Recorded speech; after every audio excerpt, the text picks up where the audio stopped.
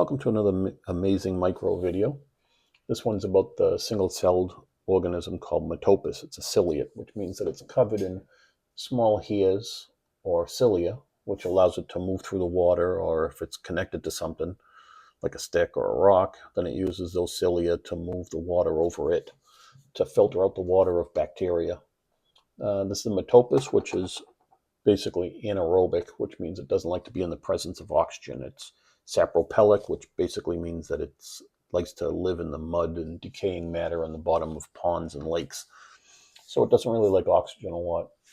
And when I made this video, it appears that it seems to be walking, which I've never noticed before for a Metopus. There are a couple of single-celled organisms that come to mind, which do tend to walk. A lot of people say they walk. They're called Aspidisca and Euplodes. Those are the first two that come to mind. I've never heard of a Metopus doing this. So I made this video to put it out there to just to share it with the rest of you. I hope you like it.